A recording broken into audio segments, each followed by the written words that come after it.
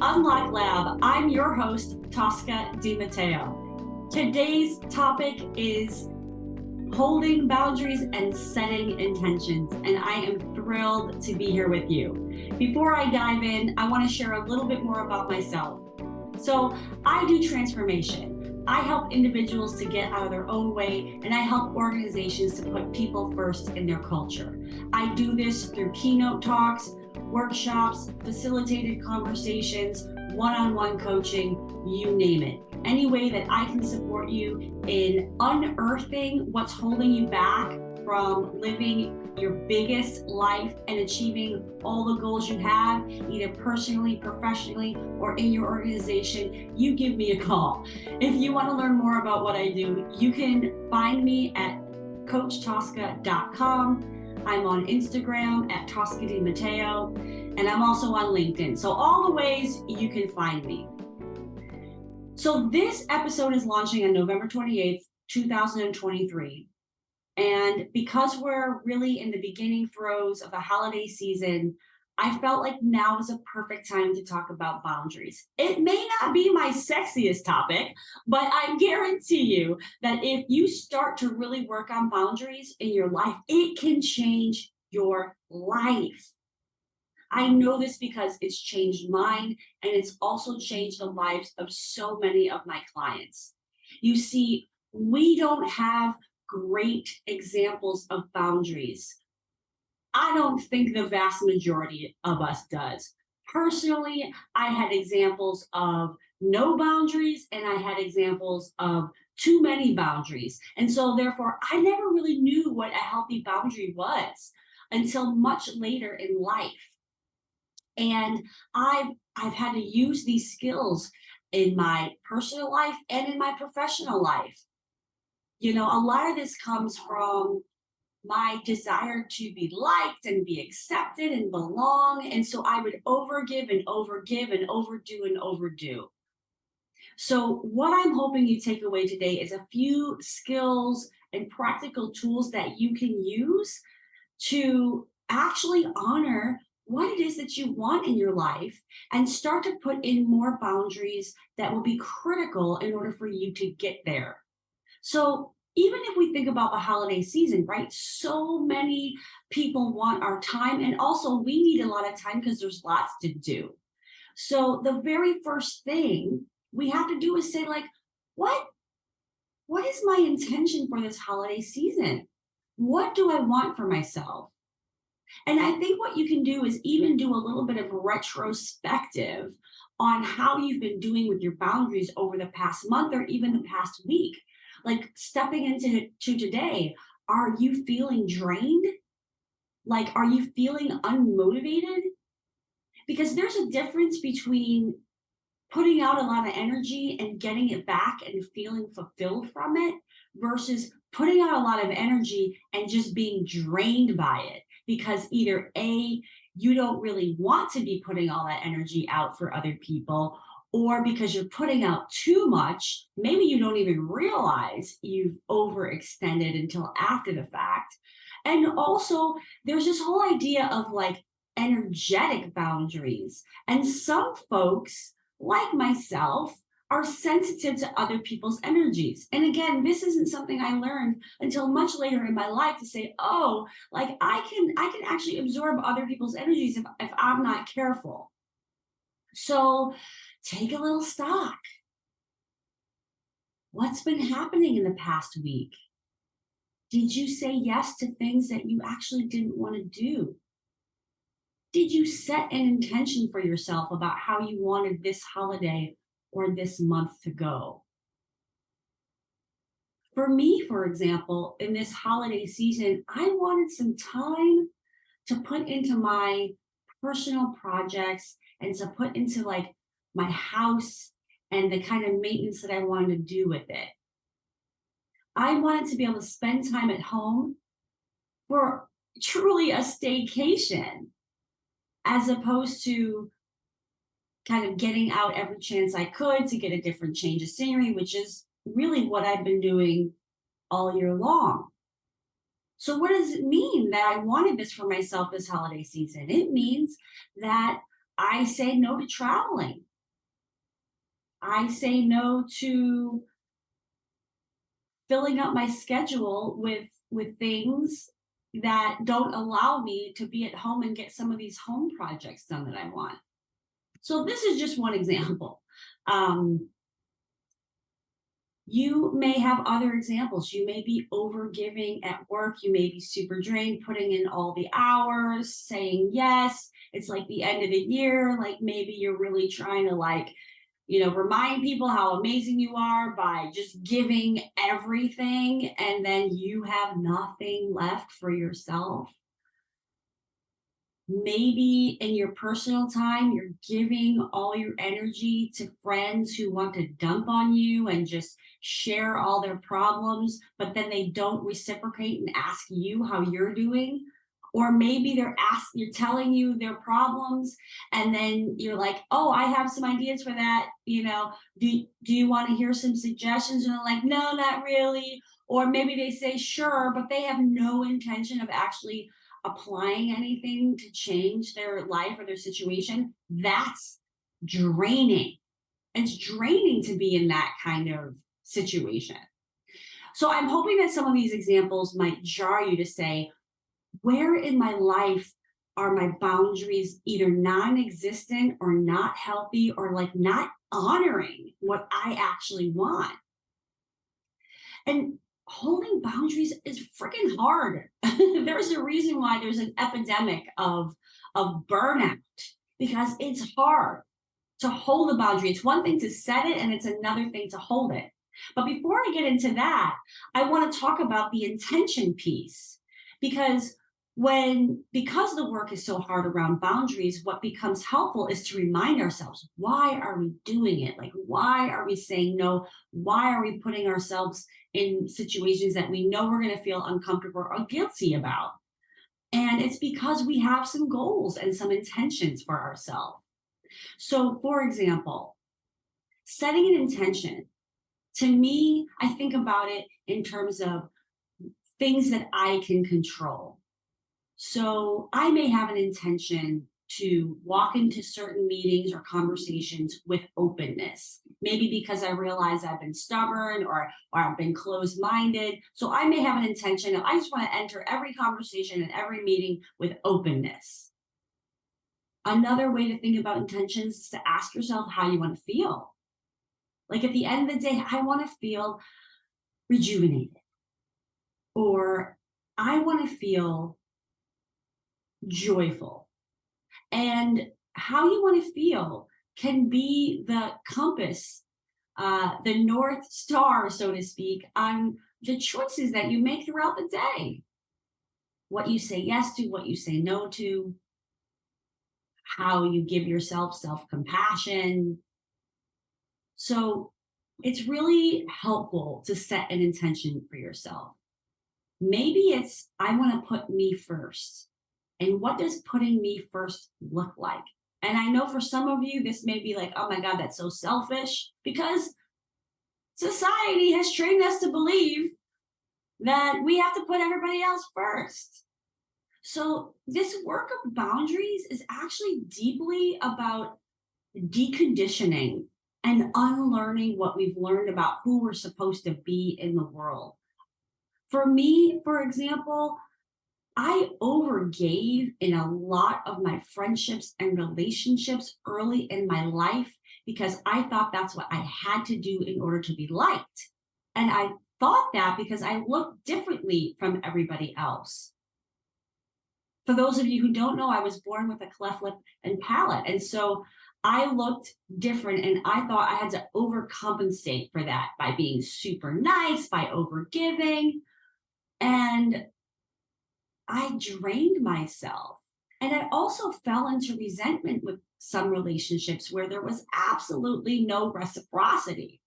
And I've gone through a journey of seeing what I had to let go of in terms of relationships because they weren't reciprocal. And that's not just in friendships, that's other relationships too. I mean, jobs, situations, all the things. So, yeah, intentions. What is your intention for this season? And maybe you're listening to this and it's not the holiday season, but it's another season. Maybe it's your birthday season. And maybe it's, a different, environmental season. Maybe it's spring or summer. Like, what's your intention for this particular season, or put differently, for this particular chapter that you're in your life? Now, what I want you to do is think about your needs as it relates to those intentions. And when you think about your needs, you can put that in the context of what boundaries you need. So, for example, a lot of folks that I work with are in transition. They want another job. Maybe they're in a current job and they want another one. And their intention, right, is to find the next job. And so what they need is more space and time in their life to pursue that. And the challenge often is that they're still putting 110% into where they are, but they want to be somewhere else. And they're over giving to where they are, even though they know they're about to let that go. I myself was in this very situation when I worked for a job and I was still trying to win them over, but I needed to get another job. And so I was burning it at both ends. And honestly, the person that helped me realize this was my husband. He was like, "Why are you giving this your all? Like, why do you still care about your current job? You're leaving." Oh, right. I have to do something differently. I have to put a boundary around how much I'm giving to where I am, because I have to believe more in my future than I do about the past. I'm going to say that again. I have to believe more in my future than I do about my past. And when you think about things in that way, then you can start to think about, where do you need boundaries in your life so that you can get to where you want to be in the future. And when I did that in this, situation where I was looking for another job, oh my gosh, I took the pressure off myself. And I put a boundary around how much energy and how much time and focus I was putting on my job. And the truth is, there are consequences to that. There can be, and part of it is just accepting. Yeah, there are going to be consequences. There are most likely going to be consequences. And also, we don't know what those are exactly. And we can put a whole story in our head around what's going to happen when we start putting our boundaries in. And that's often the things that stops us from doing it, because we tell ourselves, oh my gosh, I'm going to get fired if I do this thing. Or, oh, they're not going to want to be friends with me if I do this thing. Maybe, maybe not. But part of this work is staying open to what's possible and knowing that if you are acting in your own best interest, and if you are acting from a place of love and not from a place of resentment or disdain or hate, then things are going to work out for your highest good, So, for example, in setting some boundaries in my life, I stopped, for example, reaching out to certain people because I realized I was doing 80% of the work. And some of those people dropped off completely. And sure, I was sad. And the consequence is that, I don't have a relationship or a close friendship with those people anymore. And when I really look at what I was getting from those relationships, I realize I'm actually in a better place because I'm putting that energy elsewhere where I'm actually getting it back. So you're picking up what I'm putting down here? All right. So then we got to set our boundaries and we have to hold them. So sometimes this is gradual, and sometimes you just may want to go whole hog. Whatever your approach is, just know that it's okay to experiment. So the example I like to give is, you may realize that, oh my gosh, you've given 2 hours of your time to a certain person. And by the time you get off the phone, you are super drained. and it could be your boss, right? Um, and you realize, oh my gosh, I just can't do 2 hours with this person. Like this is not serving me. And then so maybe you set the bar to say, you know what, I'm going to cap it at like an hour. And if that sounds too hard, maybe you cap it at an hour and a half. It doesn't matter. Every inch is an inch gained.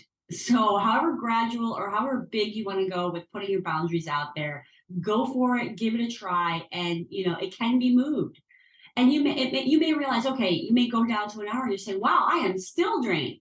And then you may realize, I'm going to try 45 minutes. You try 45 minutes and that's still draining. So you go down to 30 minutes and you say, okay, I can do 30 minutes, for example. So, but the thing is that once we set a boundary, we have to hold it, because what happens is people are being trained how to treat you by you. And the reason why they keep getting what they need is because you keep giving it to them. So, for example, if you have somebody in your life that's always asking you for money, they've been asking you for money for 15, 20 years, and you keep saying yes, maybe once in a while you say no, but usually they can get you to give them something, say yes. Well, once you decide that you really want to hold that boundary and you don't want to do that anymore, you cannot give in, because you reset the clock on retraining them how to treat you and retraining them on what they can expect for you or from you. So the minute that you lax it, you're just gonna have to kind of start all over from scratch. So one of the tools, for example, that I've used is, I used to just answer the phone, whoever it was, any time of day, because I just felt like that's what I should do. Somebody's calling me. Oh, I should answer it. And then I realized, you know what? Sometimes I'm not in the mood, or sometimes I'm actually focused on something else, or it's not going to be in anybody's best interest to have the conversation with that particular person at that time. And I had to train myself how to not answer the phone right away. And sure, at first I felt guilty. I think that's a feeling that comes with this work a lot, is a feeling of guilt because you're not doing the thing that you used to do, or you're not giving the thing that you used to give. And you feel some kind of way because you're putting yourself first. And that's why I think people fall off of doing this work, because they don't want to be uncomfortable. And so when we say yes one more time to giving the $100, what happens is we are giving ourselves this instant gratification of not feeling guilty, but then we end up falling into resentment.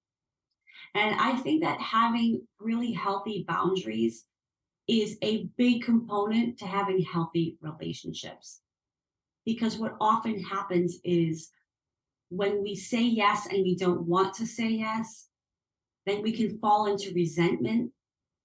And that's not healthy for any relationship. And I think this is a huge thing to remember, that what is in your highest good and in your best interest is also for the highest good and best interest of others. It may be hard for them to see it, it may be hard for you to see it, but that is the truth. And I invite you to think about what that means in your particular situations.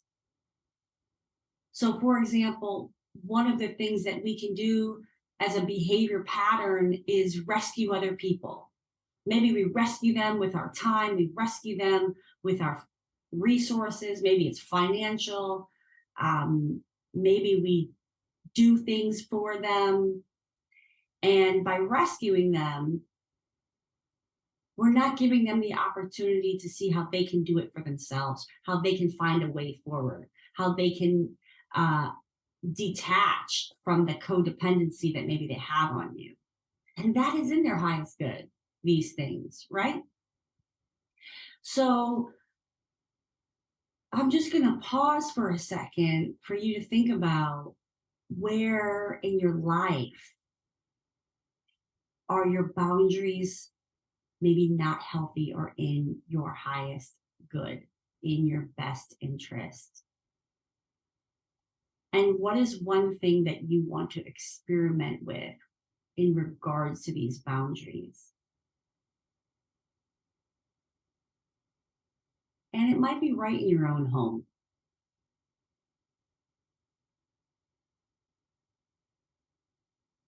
This work is not comfortable. I guarantee you that it's going to be a journey. But when you commit to yourself, you commit to a breakthrough, you commit to unlocking something else for yourself. You commit to a future that looks brighter than your past because you're honoring what works for you. And for those of you who are thinking about your work environments, let me just say to you, you have more power than you think you have. We don't have to always ask for permission. We can just do and see what happens, or ask for forgiveness later. The other piece of this is that in these environments in which there's been so much conditioning and so much damage, we have to start doing things differently in order to get different results. We have to start honoring what's actually sustainable so that we avoid things like burnout, we avoid things like resentment. And you may need to put a buffer, for example, in between meetings, because it is in everybody's best interest that you have 15 minutes to reset.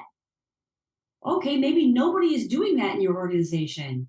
I challenge you to give it a try and see what happens when you put these buffers in. This might be a simple example, but I'm trying to, give you some ideas for little things that you can do and big things that you can do. Big things you can do is not responding to folks when you're highly triggered. That's a boundary you're having with yourself. Even if there's an expectation that you respond immediately because you trained people that you respond immediately. And if you don't, something must be wrong, right? So you're picking up what I'm putting down? Yeah. Boundaries are different than walls. Walls are when we don't let anything in or out, and we harm ourselves in the process because we're not letting love in or we're not letting support in. A boundary is different. A boundary is discerning about what is for you and what is not. And a boundary can be flexible because you have the awareness of what's actually serving you and others. All right. So I think, I'm going to put a plug in it right here. Hopefully hopefully I haven't beaten a dead horse. I'm going to find out when I listen to the replay. But you let me know. I would love your feedback. Email me, DM me, whatever you got to do, whatever works for you. I'd love to hear your feedback. I'd love for you to rate this podcast. Obviously, that's just part of what's supportive, and it's a great way for you to say, hey, thanks for this like valuable knowledge that you shared with me. And the other thing I want to share with you is that I am going to create a Tosca All Access section of my podcast. And what that's going to be is me answering audience questions. So you have hard situations, you can kind of think of it like a Dear Abby or, that type of thing. Ask Amy. I don't know. This is Tosca All Access. It is like unfiltered. You tell me what you're facing, and I want to help you find an unlock to that situation. And it'll probably be involve a lot of asking you deeper questions versus giving you shitty advice. But hopefully it's sage words of wisdom that you are not going to be able to find anywhere else. out there. So the way that you can submit is you can email me at breakthrough@toscadimateo.com. And yeah, that's what I got for now. I'm super thrilled. This is, again, episode number 1, uncut, perfectly imperfect, with the intent of helping you unlock something in your life, in your career, and so that you can stand in your power all the time. That is my hope for you, is that you see your power, you own it, and you claim it. And to me, boundaries is an amazing and magical step in that journey of owning your power. Because when you don't have healthy boundaries, in essence, what you're doing is you're giving your power away. So thank you for coming to the Unlock Lab. I hope that you work with some of these concepts. Let me know if they work, if they don't. I love your feedback. And until next time, thanks for coming to the lab. Ciao for now.